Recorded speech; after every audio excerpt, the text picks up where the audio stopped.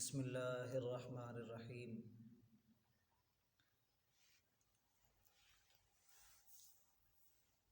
اجیب دعوت الداعی اذا دعان۔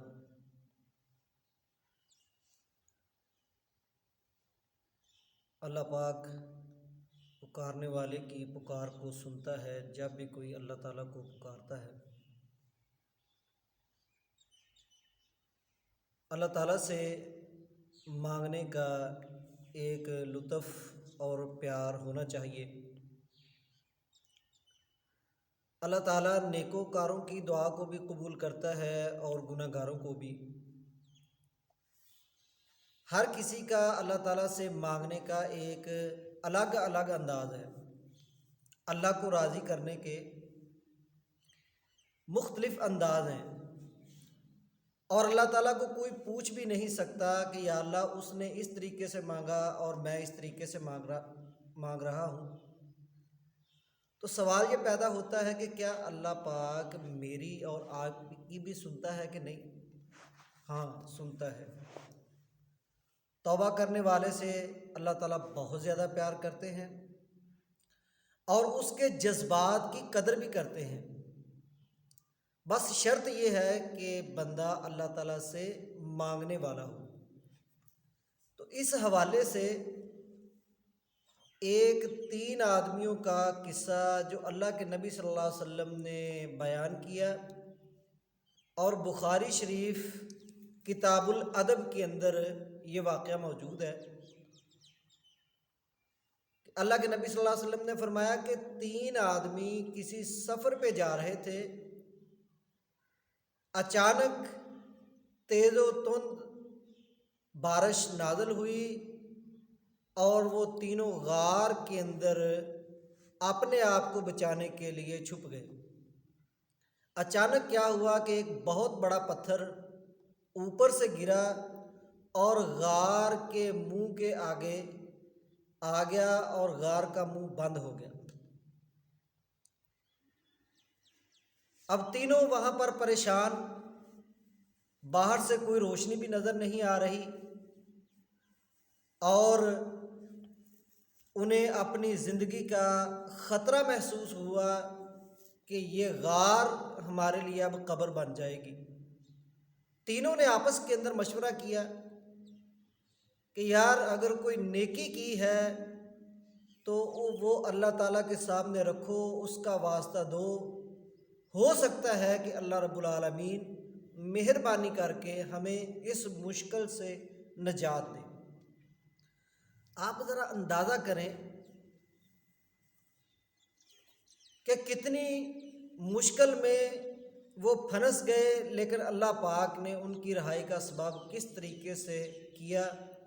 اس کے لیے سب سے پہلے ضروری ہے کہ بندے نے زندگی کے اندر کوئی عمل کیا ہو تو اللہ کی رضا کے لیے کیا ہو،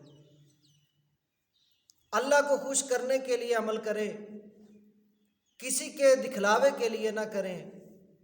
ان 3 آدمیوں میں سے ایک آدمی کہنے لگا، یا اللہ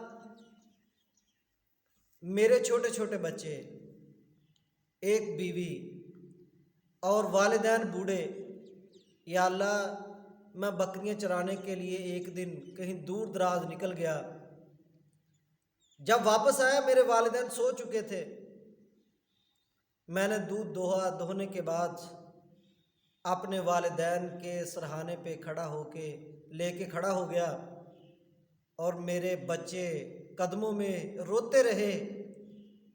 میں نے اپنے والدین سے پہلے ان کو دودھ پلانا پسند نہیں کیا۔ صبح کو جب وہ بیدار ہوئے، پہلے میں نے ان کو دودھ پلایا، پھر اپنے بچوں کو۔ یا اللہ اگر یہ عمل تجھے پسند ہے تو یا اللہ ہمیں اس مشکل سے نجات دے۔ یہاں سے اس بات کا پتہ چلتا ہے کہ والدین کے ساتھ حسن سلوک کریں، نیکی کریں، ان کے ساتھ بھلائی کریں، ان کو کچھ نہ کہیں، تو اللہ پاک دنیا میں بھی مشکلات کو دور کرتا ہے۔ تو اللہ تعالیٰ نے پتھر کو سرکنے کا حکم دیا، انہیں باہر سے روشنی آنی محسوس ہوئی۔ دوسرے آدمی نے اپنا واقعہ بیان کیا کہ یا اللہ میری ایک چچا زاد لڑکی تھی، میں اس سے اتنی محبت کرتا تھا کہ جتنا کوئی دوسرا بندہ اپنی عورت سے محبت کرتا ہے۔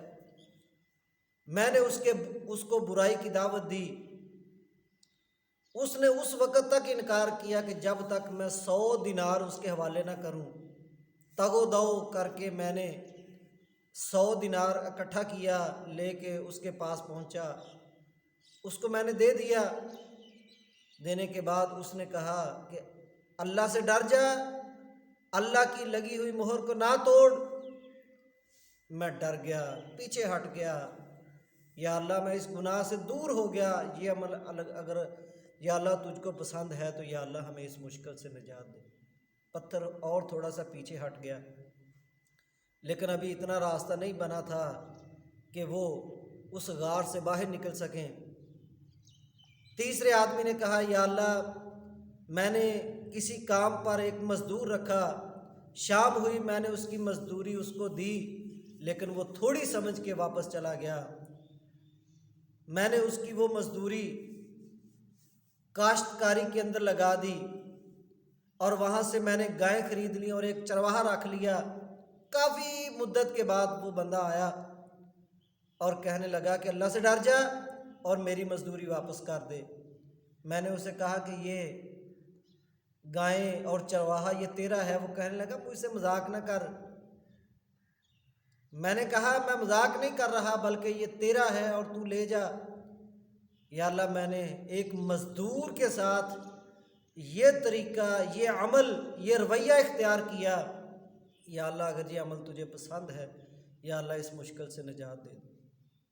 اللہ پاک نے ان تینوں آدمیوں کو مشکل سے نجات دی۔ اور یہ بات بھی یاد رکھیں کہ مزدور سے کام لو، اس کی مزدوری پوری دو، کسی کا حق تلف نہ کرو، حق نہ مارو، بلکہ جس کا جو حق بنتا ہے کچھ زائد دے دو اللہ رب العالمین کی رضا کے لیے۔ پھر دیکھنا اللہ پاک دعاؤں کو بھی قبول کرے گا اور اللہ پاک دنیا کی مشکلات کو بھی آسان فرما دے گا۔ جزاکم اللہ خیرا۔